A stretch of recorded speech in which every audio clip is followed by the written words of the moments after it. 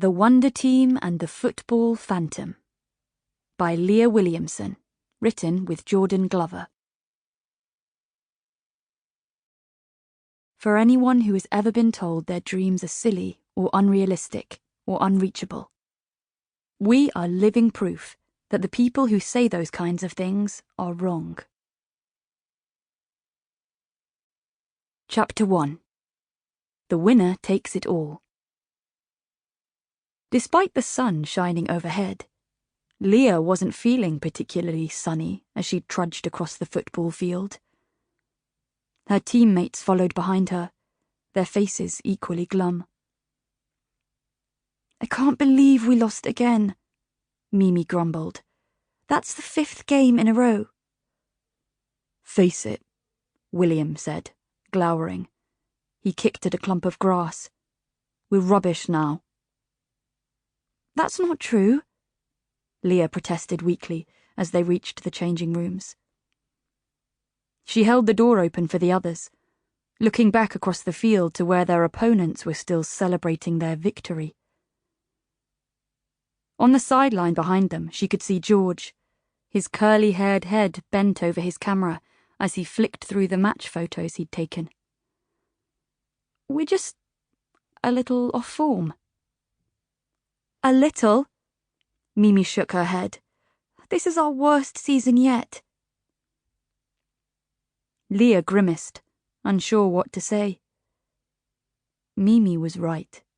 They hadn't had this many back-to-back losses in a long time, and it was taking its toll. It felt like every time the team stepped onto a pitch lately, their confidence disappeared. No matter what they did, they couldn't seem to stop the losses from coming.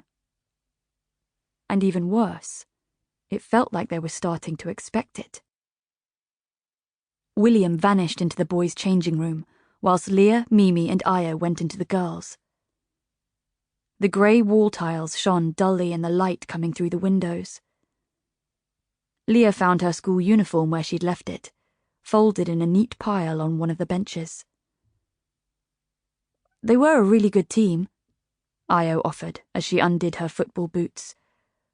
"But we're a really good team too," Mimi answered. And that, Leah realised, was the most frustrating part.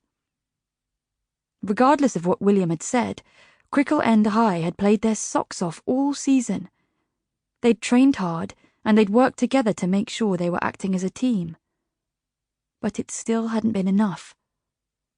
Each time they'd played a match, the other side had been just that bit better. Leah didn't know what more they could do.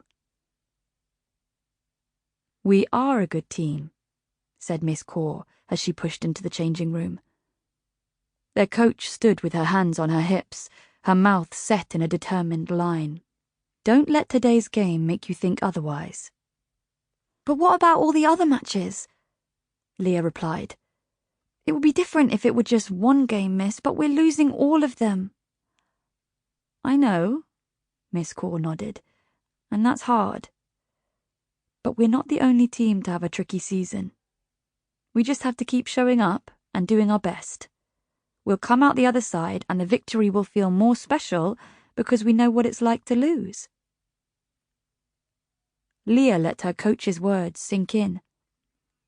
She knew that her teacher was right, but it didn't help her feel any better.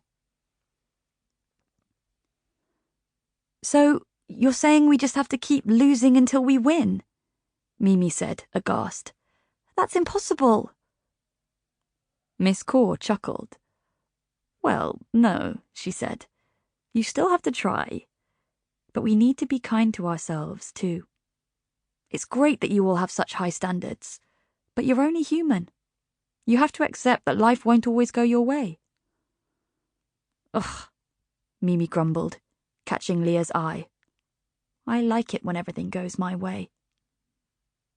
Miss Corr gave another laugh and shrugged.